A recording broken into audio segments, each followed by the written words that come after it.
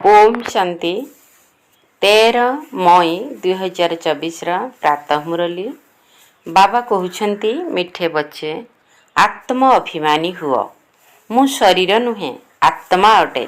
यह हेउछि प्रथम पाठ। एही पाठ समस्त को भल भावरे पढ़ाओ। आत्म अभिमानी हुओ मु शरीर नुहे आत्मा अटे। यह हेउछि प्रथम पाठ। एही पाठ समस्त को भल भावरे पढ़ाओ। प्रश्न अछि ज्ञान शुणाइबार शैली कौन? केउ विधि ज्ञान शुणाइबाकु हेबो? ज्ञान शुणाइबार शैली कौन? केउ विधि ज्ञान शुणाइबाकु हेबो?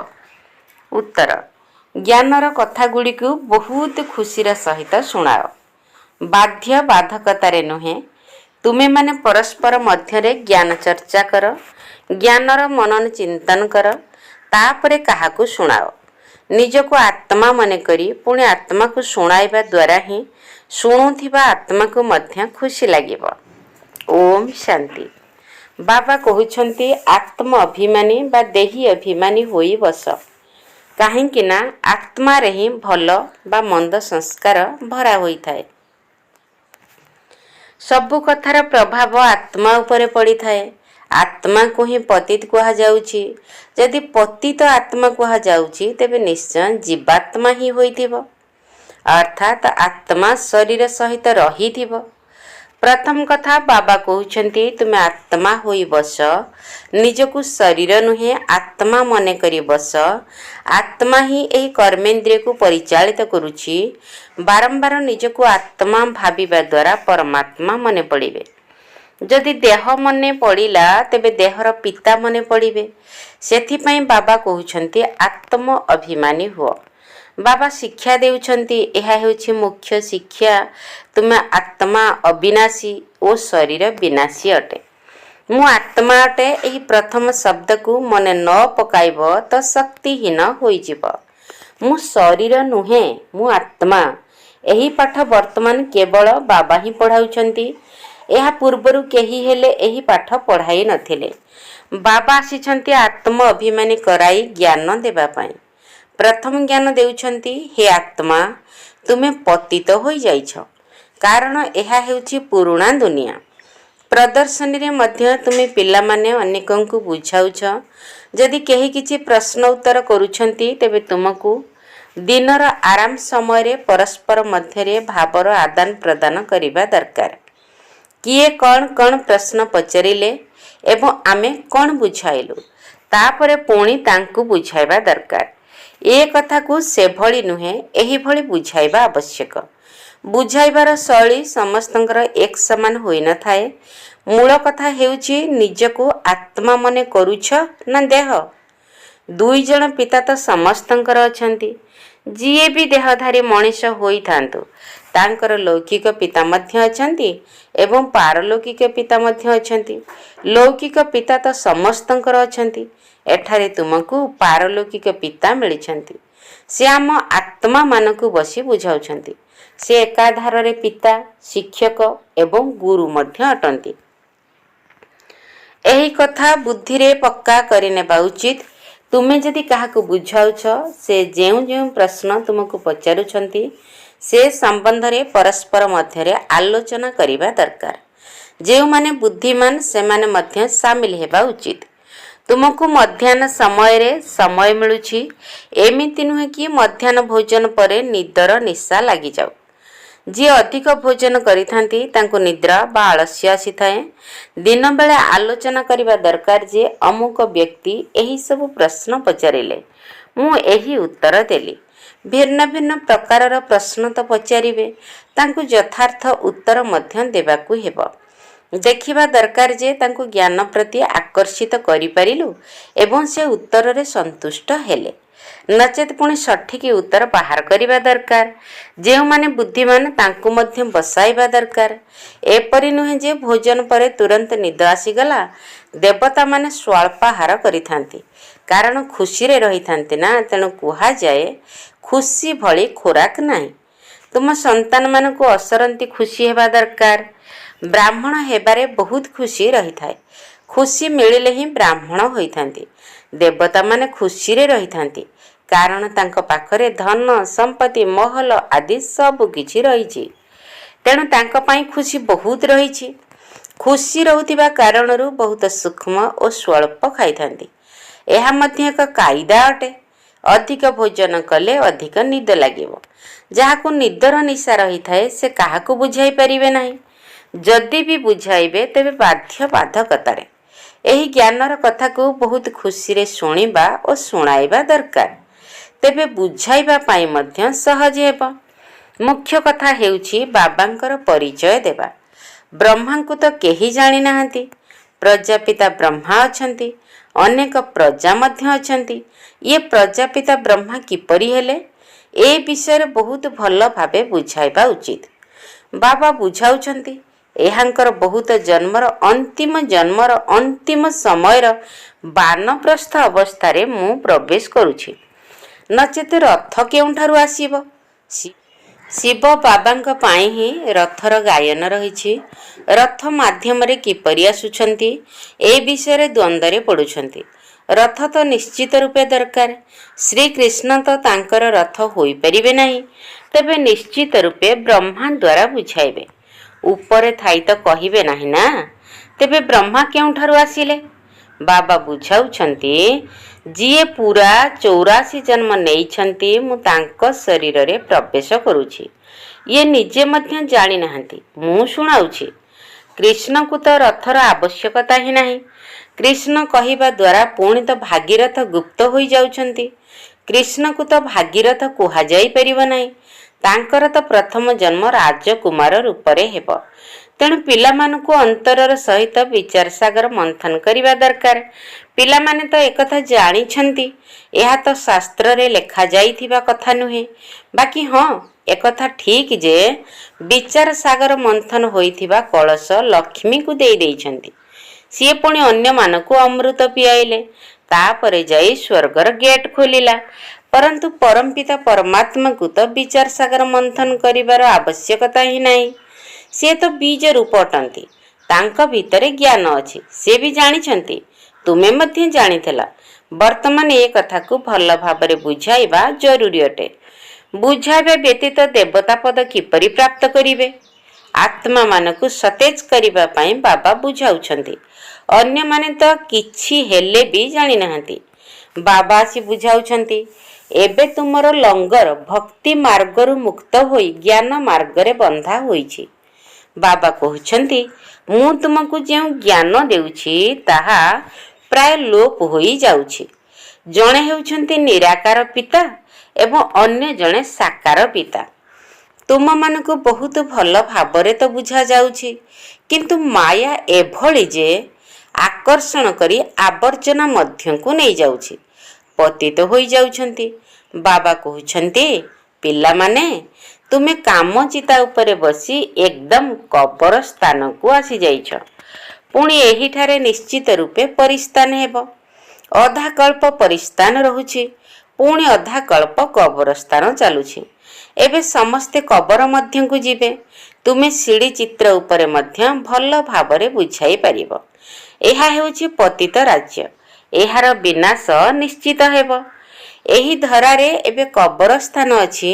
ପୁଣି ଏହି ଧରିତ୍ରୀ ପରିବର୍ତ୍ତନ ହୋଇ ଲୌହ ଯୁଗରୁ ପୁଣି ସୁବର୍ଣ୍ଣ ଯୁଗ ହେବ। ପୁଣି ପରେ 2 କଳା କମ୍ ହେବ। 5 ତତ୍ତ୍ୱର ମଧ୍ୟ କଳା କମ୍ ହୋଇ ଚାଲିଛି। ତେଣୁ ପୁଣି ଉପଦ୍ରବ କରିବା ଆରମ୍ଭ ହୋଇଯାଉଛି। ତୁମେ ସମସ୍ତଙ୍କୁ ଭଲ ଭାବରେ ବୁଝାଉଛ। ଯଦି ବୁଝୁନାହାନ୍ତି ତେବେ ସେମାନେ କଉଡ଼ି ସଦୃଶ ଅଟନ୍ତି। ତାଙ୍କର କୌଣସି ମୂଲ୍ୟ ନାହିଁ। ଏହାର ମୂଲ୍ୟ ସମ୍ବନ୍ଧରେ ବାବା ତ ଆସି ବୁଝାଉଛନ୍ତି। ଗାୟନ ରହିଛି ନା, ହୀରା ତୁଲ୍ୟ ଜନ୍ମ। ତୁମେ ମଧ୍ୟ ପ୍ରଥମେ ବାବାଙ୍କୁ ଜାଣିନଥିଲ। ତୁମେ କଉଡ଼ି ତୁଲ୍ୟ ଥିଲ। ଏବେ ବାବା ଆସି ହୀରା ତୁଲ୍ୟ କରୁଛନ୍ତି। ବାବାଙ୍କ ଠାରୁ ହିଁ ତୁମକୁ ହୀରା ତୁଲ୍ୟ ଜନ୍ମ ମିଳୁଛି। ପୁଣି କଉଡ଼ି ତୁଲ୍ୟ କାହିଁକି ହୋଇଯାଉଛ? ତୁମେ ଈଶ୍ୱରୀୟ ସନ୍ତାନ ଅଟ ନା। ଗାୟନ ମଧ୍ୟ ରହିଛି। ଆତ୍ମାଏ ପରମାତ୍ମା ଅଲଗା ରହେ ବହୁକାଳ। ଶାନ୍ତି ଧାମରେ ଥିବା ସମୟର ମିଳନର କୌଣସି ଫାଇଦା ହୋଇନଥାଏ। ତାହା ତ କେବଳ ପବିତ୍ରତା ବା ଶାନ୍ତିର ସ୍ଥାନ ଅଟେ। ଏଠାରେ ତ ତୁମେ ଜୀବ ଆତ୍ମା ମାନେ ରହୁଛ ଏବଂ ପରମାତ୍ମା ପିତା ଯାହାଙ୍କର ନିଜର ଶରୀର ନାହିଁ, ସିଏ ଶରୀର ଧାରଣ କରି ପିଲାମାନଙ୍କୁ ରାଜଯୁଗର ପାଠ ପଢ଼ାଉଛନ୍ତି। ତୁମେ ବାବାଙ୍କୁ ଜାଣୁଛ ଏବଂ କହୁଛ ବାବା। ବାବା କହୁଛନ୍ତି, ହେ ସନ୍ତାନ ମାନେ, ଲୌକିକ ପିତା ମଧ୍ୟ କହିବେ ନା, ହେ ପିଲାମାନେ ଆସ, ତେବେ ମୁଁ ତୁମକୁ ଟୋଲି ଖୁଆଇବି। ତାହେଲେ ସମସ୍ତେ ତୁରନ୍ତ ଦୌଡ଼ି ଆସିବେ। ଏହି ବାବା ମଧ୍ୟ କହୁଛନ୍ତି, ପିଲାମାନେ ଆସ ତ, ମୁଁ ତୁମକୁ ବୈକୁଣ୍ଠର ମାଲିକ କରିବି। ତେବେ ନିଶ୍ଚିତ ସମସ୍ତେ ଦୌଡ଼ି ଆସିବେ। ଡାକିଥାନ୍ତି ମଧ୍ୟ, ଆମ ପତିତ ମାନଙ୍କୁ ପବିତ୍ର କରି ପବିତ୍ର ଦୁନିଆ ବିଶ୍ୱର ମାଲିକ କରାଇବା ପାଇଁ ଆସନ୍ତୁ। ଯଦି ନିଶ୍ଚୟ ଅଛି ତେବେ ମାନିବା ଦରକାର। ପିଲାମାନେ ହିଁ ଡାକିଛନ୍ତି। ମୁଁ ଆସୁଛି ମଧ୍ୟ ପିଲାମାନଙ୍କ ପାଇଁ। ପିଲାମାନଙ୍କୁ ହିଁ କହୁଛି, ତୁମେମାନେ ଡାକିଲ, ତେଣୁ ଏବେ ମୁଁ ଆସିଲି। ପତିତ ପାବନ ବି ବାବାଙ୍କୁ ହିଁ ତ କୁହାଯିବ ନା। ଗଙ୍ଗା ଆଦିର ଜଳ ଦ୍ୱାରା ତୁମେ ପବିତ୍ର ହୋଇପାରିବ ନାହିଁ। ଅଧା କଳ୍ପ ତୁମେ ଭୁଲ ରାସ୍ତାରେ ଚାଲି ଆସିଛ। ଭଗବାନଙ୍କୁ ଖୋଜୁଛ, କିନ୍ତୁ କେହି ହେଲେ ବି ବୁଝିପାରୁନାହଁ। ବାବା କହୁଛନ୍ତି, ହେ ପିଲାମାନେ, ତେବେ ପିଲାମାନଙ୍କ ଭିତରୁ ମଧ୍ୟ ସେତିକି ଉଲ୍ଲାସର ସହ ବାହାରିବା ଦରକାର। ହେ ବାବା, କିନ୍ତୁ ସେତିକି ଉଲ୍ଲାସରେ ବାହାରୁ ନାହିଁ। ଏହାକୁ ଦେହ ଅଭିମାନ କୁହାଯାଏ, ଦେହୀ ଅଭିମାନୀ ନୁହେଁ। ତୁମେ ଏବେ ବାବାଙ୍କ ସମ୍ମୁଖରେ ବସିଛ। ଅବିନାଶୀ ପିତାଙ୍କୁ ମନେ ପକାଇଲେ ଅବିନାଶୀ ବାଦଶାହୀ ମଧ୍ୟ ନିଶ୍ଚିତ ମନେ ପଡ଼ିବ। ଏଭଳି ଶ୍ରେଷ୍ଠ ପିତାଙ୍କ ସହିତ କେତେ ସ୍ନେହରେ ଭାବ ବିନିମୟ କରିବା ଦରକାର। ବାବା ତୁମର ନିମନ୍ତ୍ରଣରେ ଆସିଛନ୍ତି। ଡ୍ରାମାନୁଯାୟୀ ଗୋଟିଏ ମିନିଟ୍ ମଧ୍ୟ ଆଗ ପଛ ହୋଇପାରିବ ନାହିଁ। ସମସ୍ତେ କହୁଛନ୍ତି, ହେ ପିତା ଦୟାକର, ମୁକ୍ତ କର। ଆମେ ସମସ୍ତେ ରାବଣର ବନ୍ଧନରେ ଅଛୁ। ଆପଣ ଆମର ମାର୍ଗଦର୍ଶକ ହୁଅନ୍ତୁ। ତେଣୁ ବାବା ମାର୍ଗଦର୍ଶକ ମଧ୍ୟ ହେଉଛନ୍ତି। ସମସ୍ତେ ତାଙ୍କୁ ଡାକୁଛନ୍ତି, ହେ ମୁକ୍ତିଦାତା, ହେ ମାର୍ଗଦର୍ଶକ, ଏଠାକୁ ଆସି ଆମକୁ ମାର୍ଗଦର୍ଶନ କରାନ୍ତୁ। ଆମକୁ ମଧ୍ୟ ସାଥିରେ ନେଇ ଚାଲନ୍ତୁ। ଏବେ ତୁମେ ସଙ୍ଗମ ଯୁଗରେ ପହଞ୍ଚି ଯାଇଛ। ବାବା ସତ୍ୟ ଯୁଗର ସ୍ଥାପନା କରୁଛନ୍ତି। ଏବେ ତ କଳି ଯୁଗ। ଏଠାରେ ତ କୋଟି କୋଟି ମନୁଷ୍ୟ ଅଛନ୍ତି। ସତ୍ୟ ଯୁଗରେ ତ ମାତ୍ର ଅଳ୍ପ ସଂଖ୍ୟକ ଦେବୀ ଦେବତା ଥିଲେ। ତେବେ ନିଶ୍ଚିତ ରୂପେ ବିନାଶ ହୋଇଥିବ। ବିନାଶ ମଧ୍ୟ ସମ୍ମୁଖରେ ଉପସ୍ଥିତ। ଯେଉଁଥିପାଇଁ ଗାୟନ ରହିଛି, ବିଜ୍ଞାନ ଘମଣ୍ଡି ବୁଦ୍ଧିରୁ କେତେ ଉପାୟ ବାହାର କରୁଛନ୍ତି। ସେମାନେ ହେଉଛନ୍ତି ଯାଦବ ସମ୍ପ୍ରଦାୟ। ପୁଣି ଇତିହାସର ପୁନରାବୃତ୍ତି ହେବ। ଏବେ ତ ସତ୍ୟଯୁଗର ଇତିହାସର ପୁନରାବୃତ୍ତି ହେବ। ତୁମେ ବୁଝୁଛ ଯେ ଆମେ ନୂଆ ଦୁନିଆରେ ଉଚ୍ଚ ପଦ ପାଇବା ପାଇଁ ପୁରୁଷାର୍ଥ କରୁଛୁ। ତେଣୁ ପବିତ୍ର ନିଶ୍ଚିତ ରୂପେ ହେବାକୁ ପଡ଼ିବ। ତୁମେ ବୁଝାଉଛ ଯେ ଏହି ପତିତ ଦୁନିଆର ବିନାଶ ନିଶ୍ଚିତ ହେବ। ତୁମର ପିଲା ଛୁଆ ତ କେହି ଜୀବିତ ରହିବେ ନାହିଁ। ନା କେହି ଉତ୍ତରାଧିକାରୀ ହେବେ, ନା ବିବାହ ଆଦି କରିବେ। ବହୁତ ସମୟ ଗଲାଣି, ଆଉ ବାକି ଅଳ୍ପ ସମୟ ଅଛି। ଅଳ୍ପ ସମୟର ମଧ୍ୟ ହିସାବ ରହିଛି। ପୂର୍ବରୁ ଏଭଳି କୁହାଯାଉନଥିଲା। ଏବେ ସମୟ ବହୁତ କମ୍। ପ୍ରଥମରୁ ଯେଉଁମାନେ ଶରୀର ତ୍ୟାଗ କରିଛନ୍ତି, ନିଜର ପୁରୁଷାର୍ଥ ଅନୁଯାୟୀ ଜନ୍ମ ନେଇଛନ୍ତି।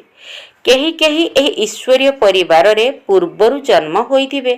ଜଣାପଡ଼ି ଯାଇଥାଏ ଯେ ଯେପରି ଏହି ପରିବାରରୁ ଦୂରେଇ ଯାଇଥିବା ସନ୍ତାନ। ତାଙ୍କୁ ଜ୍ଞାନ ବ୍ୟତୀତ ଆଉ କେଉଁଥିରେ ମଜା ଆସିବ ନାହିଁ। ମା ବାପାଙ୍କୁ ମଧ୍ୟ କହିଥାନ୍ତି, ମୁଁ ସେହିଠାକୁ ଯିବି। ଏହା ତ ବହୁତ ସହଜ ଏବଂ ବୁଝିବାର କଥା। ବିନାଶ ତ ନିଶ୍ଚିତ ହେବ ହିଁ ହେବ। ଲଢ଼େଇର ପ୍ରସ୍ତୁତି ମଧ୍ୟ ଦେଖୁଛ। ଲଢ଼େଇର ସାମଗ୍ରୀ ପ୍ରସ୍ତୁତ କରିବାରେ ହିଁ ସେମାନଙ୍କର ଅଧା ଅର୍ଥ ଖର୍ଚ୍ଚ ହୋଇଯାଉଛି। ଏରୋପ୍ଲେନ୍ ଆଦି କିପରି ଭାବେ ତିଆରି କରୁଛନ୍ତି। କହୁଛନ୍ତି ଘରେ ବସିଥିଲେ ମଧ୍ୟ ସମସ୍ତଙ୍କର ବିନାଶ ହୋଇଯିବ। ଏହିଭଳି ଜିନିଷ ସବୁ ତିଆରି କରୁଛନ୍ତି। କାରଣ ହସ୍ପିଟାଲ ଆଦି ତ ରହିବ ନାହିଁ। ଡ୍ରାମାନୁଯାୟୀ ଏହା ମଧ୍ୟ ଯେପରି ବାବାଙ୍କ ଇସାରା ମିଳୁଛି, ତେବେ ତାହା ମଧ୍ୟ ଡ୍ରାମାରେ ନିର୍ଦ୍ଧାର୍ଯ୍ୟ ରହିଛି। ଭାବୁଛନ୍ତି ଏପରି ନ ହେଉ ଯେପରିକି ରୋଗରେ ପଡ଼ି ଶରୀର ଛାଡ଼ିବାକୁ ହେବ।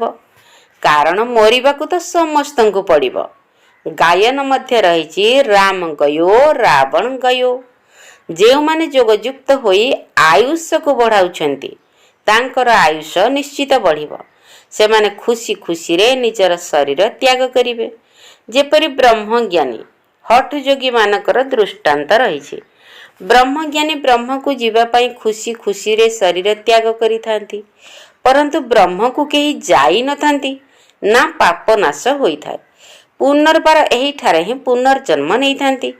ପାପ ନାଶ ହେବାର ଉପାୟ ବାବା ହିଁ କହୁଛନ୍ତି ଯେ ମୋତେ ମନେ ପକାଅ, ଅନ୍ୟ କାହାକୁ ମନେ ପକାଅ ନାହିଁ।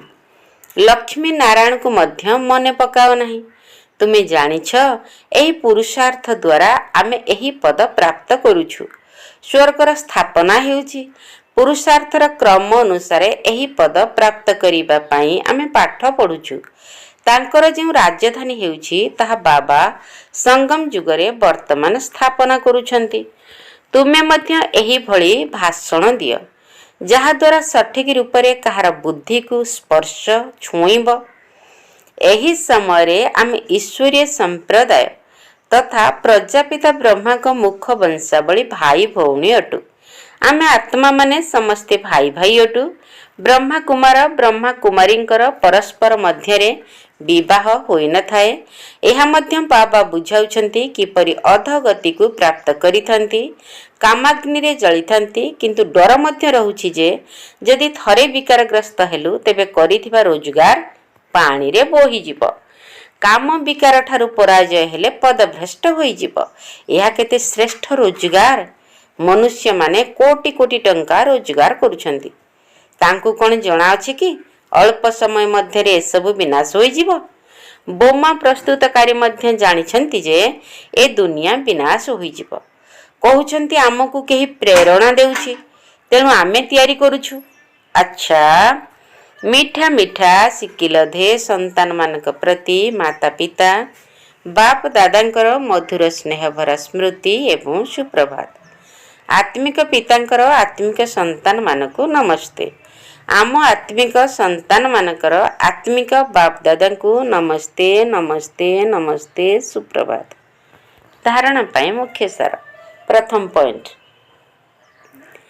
ଜ୍ଞାନକୁ ଭଲ ଭାବରେ ଅନ୍ତରରେ ଚିନ୍ତନ ମନ୍ଥନ କରିବାକୁ ହେବ।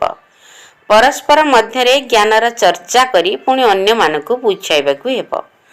ଆଳସ୍ୟ ଅବହେଳା ପଣିଆକୁ ତ୍ୟାଗ କରିବାକୁ ହେବ।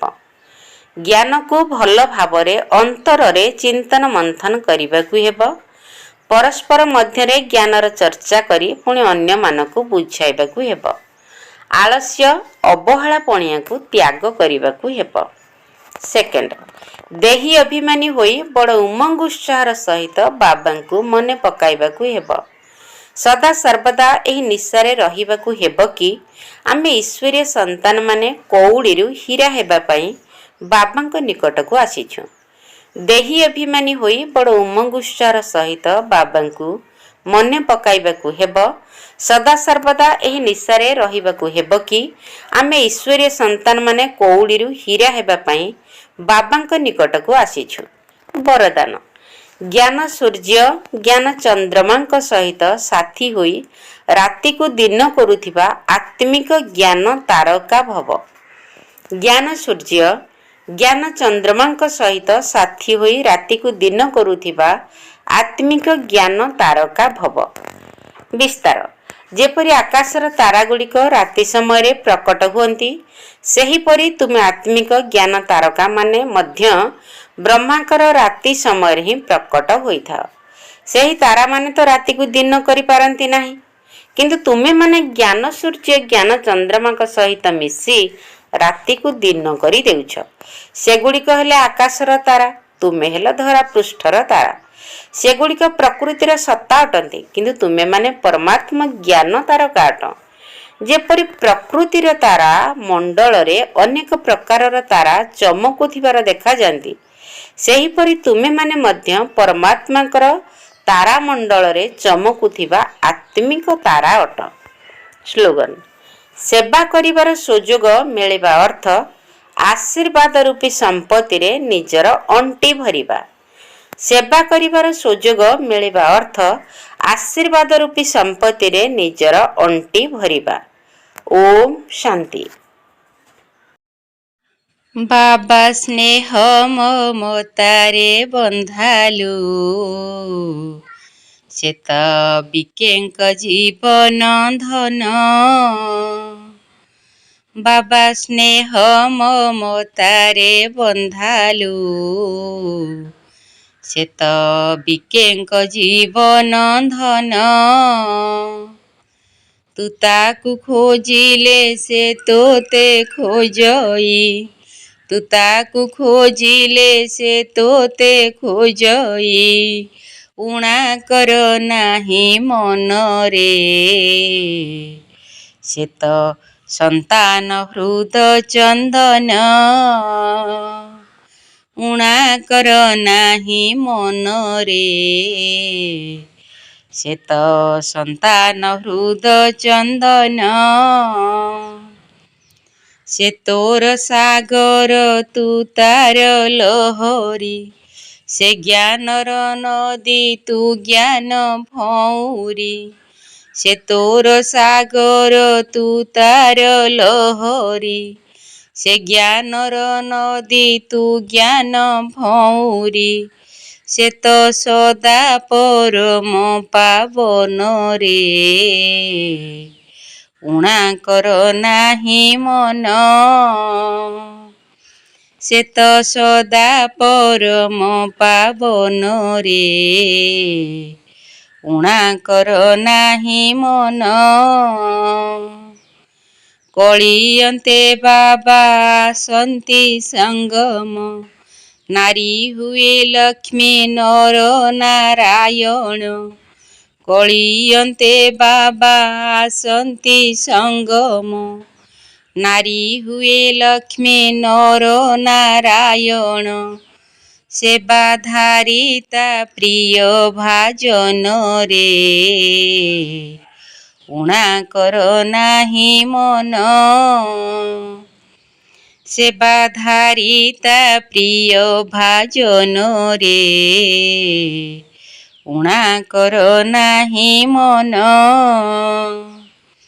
ମୁରଲି ପଠନ ମନନ ଚିନ୍ତନ, ଧାରଣ କରିଣ ଜ୍ଞାନ ବିତରଣ। ଯୋଗୀ ଅଟେ ତା ପ୍ରିୟ ସନ୍ତାନରେ, ଉଣା କର ନାହିଁ ମନ। କରନ୍ତି ଆହ୍ୱାନ ସୂକ୍ଷ୍ମରେ ଥାଇଣ, ଜଲ୍ଦି ରେଡ଼ି ହୁଅ ହେ ମୋର ସନ୍ତାନ। କରନ୍ତି ଆହ୍ୱାନ ସୂକ୍ଷ୍ମରେ ଥାଇଣ, ଜଲ୍ଦି ରେଡ଼ି ହୁଅ ହେ ମୋର ସନ୍ତାନ। ବିନାଶ ତ ପ୍ରାୟ ଆଗମନରେ, ଚାଲ ଘର ଫେରି ଯିବା ଧନ। ବିନାଶ ତ ପ୍ରାୟ ଆଗମନରେ, ଆସ ଘର ଫେରି ଯିବା ଧନ। ବାବା ସ୍ନେହ ମମତାରେ ବନ୍ଧାଲୁ, ସେ ତ ବିକେଙ୍କ ଜୀବନ ଧନ।